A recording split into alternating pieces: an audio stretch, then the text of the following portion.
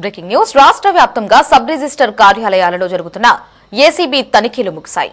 ఏకకాలంలో రాష్ట్ర వ్యాప్తంగా ఉన్న ఏసీబీ కార్యాలయాలలో అవినీతి నిరోధక శాఖ అధికారులు తనిఖీలు నిర్వహించగా ఈ తనిఖీల్లో కీలక అంశాలు బయటకు వచ్చాయి.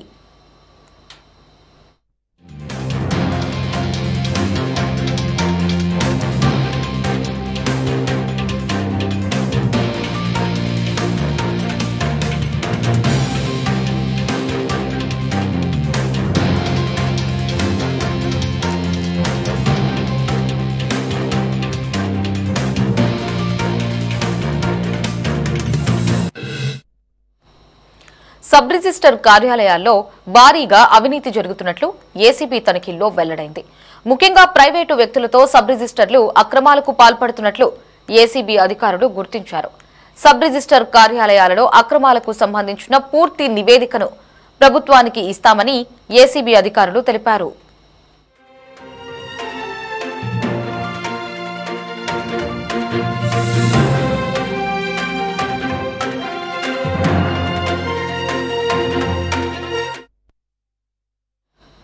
రాష్ట్ర వ్యాప్తంగా సబ్ రిజిస్టర్ కార్యాలయాలలో ఏసీబీ తనిఖీలైతే ముగిశాయి. ఇక దీనికి సంబంధించి మరిన్ని అప్డేట్స్ ని మా కరెస్పాండెంట్ రామకృష్ణ ఫోన్ లో అందిస్తారు. Ramakrishna, over to you.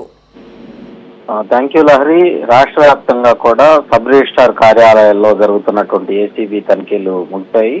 ఏకకాలంలో రాష్ట్ర వ్యాప్తంగా ఉన్నటువంటి రిజిస్ట్రేషన్ కార్యాలయాల్లో అవినీతి నిరోధక శాఖ అధికారులు తనిఖీలు నిర్వహించారు. ఈ తనిఖీల్లో అనేక కీలకమైనటువంటి అంశాలు బహిర్గతమయ్యాయనే చెప్పాలి. సబ్ రిజిస్టార్ కార్యాలయాల్లో భారీగా అవినీతి జరుగుతున్నట్లు ఏసీబీ తనిఖీల్లో స్పష్టంగా తేలిపోయింది. ముఖ్యంగా ప్రైవేటు వ్యక్తులతోటి సబ్ రిజిస్టార్లు అక్రమాలకు పాల్పడుతూ తద్వారా వాటాలు కూడా పంచుకుంటున్నట్లుగా కూడా ఏసీబీ అధికారులు గుర్తించారు. సబ్ రిజిస్టార్ కార్యాలయాల్లో అక్రమాలకు సంబంధించి పూర్తి నివేదికను ప్రభుత్వానికి ఇచ్చేందుకు కూడా ప్రస్తుతం ఏసీబీ అధికారులు సిద్ధమవుతా ఉన్నారు.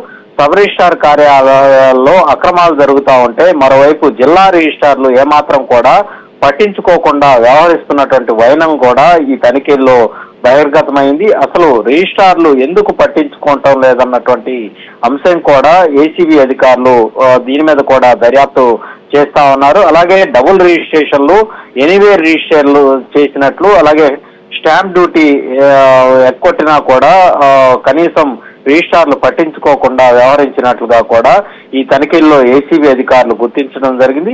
నివేదిక భూములకు సంబంధించినటువంటి ఏవైతే నిషేధిత భూములు ఉన్నాయో వాటికి సంబంధించి కూడా రిజిస్ట్రేషన్లు చేయటం, అలాగే ఇందుకోసం పెద్ద ఎత్తున అక్రమాలకు పాల్పడటాన్ని కూడా అటు ఏసీబీ అధికారులు గుర్తించడం జరిగింది.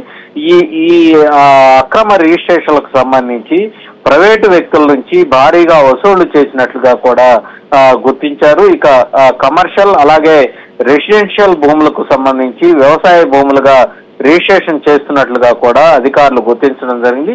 ఈ క్రమంలో ప్రైవేటు వ్యక్తులు బ్యాంక్ అకౌంట్ల నుంచి ప్రతిరోజు కూడా భారీగా నగదులు బదిలీ అవుతున్నట్లుగా కూడా అధికారులు గుర్తించారు. రిజిస్ట్రేషన్ కోసం వచ్చిన వారి నుంచి యూపీఐ ఖాతాల ద్వారా నగదులు బదిలీ కూడా జరిగినట్లుగా కూడా కొన్ని రిజిస్టర్ కార్యాలయాల వద్ద అటు ఏసీబీ అధికారులు గుర్తించడం జరిగింది. తనిఖీల సమయంలో మొబైల్ ఫోన్లను తనిఖీ చేసిన సందర్భంలో ఈ అంశాలు మొత్తం కూడా ఏసీబీ అధికారులు వెలుగులోకి తీసుకురావడం జరిగింది. సబ్ రిజిస్టార్ కార్యాలయాల్లో 2 రోజుల పాటు జరిగినటువంటి ఈ తనిఖీల్లో అనేక సంచలనమైనటువంటి విషయాలు బయటకు వచ్చాయి. ప్రభుత్వం ఎలాంటి నిర్ణయం తీసుకుంటుందో ప్రస్తుతం ఈ వ్యవహారం మీద అనేది అంతా కూడా చర్చనీయాంశంగా ఉంది. లహరి, ముఖ్యంగా ఏ కార్యాలయాలలో ఈ ఉదంతం అంతా బయటపడింది? ప్రధానంగా ఏ కార్యాలయాల్లో ఎక్కువగా అక్రమ సొమ్ము లభించింది?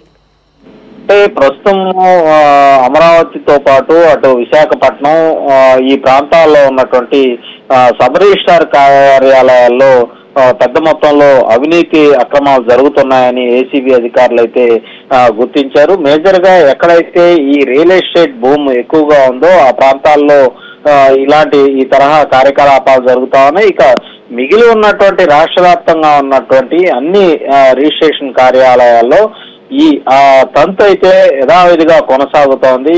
అక్రమ రిజిస్ట్రేషన్లు వాటితో పాటు ఫీజ్ టు ఫీజ్ సిస్టమ్ అనేది ప్రస్తుతం కూడా నడుస్తుంది. ఆన్లైన్ విధానం తీసుకొచ్చినప్పటికీ కూడా అక్కడ ఉన్నటువంటి దళారులను ఈ రిజిస్ట్రేషన్ శాఖకు సంబంధించినటువంటి రిజిస్ట్రార్లు ఏర్పాటు చేసుకొని ఒక రకంగా ప్రైవేట్ వ్యక్తులు కాదు, వాళ్ళంతా కూడా దళారీ వ్యవస్థ ఇంకా రిజిస్ట్రేషన్ కార్యాలయాల్లో కొనసాగుతుందని చెప్పాలి.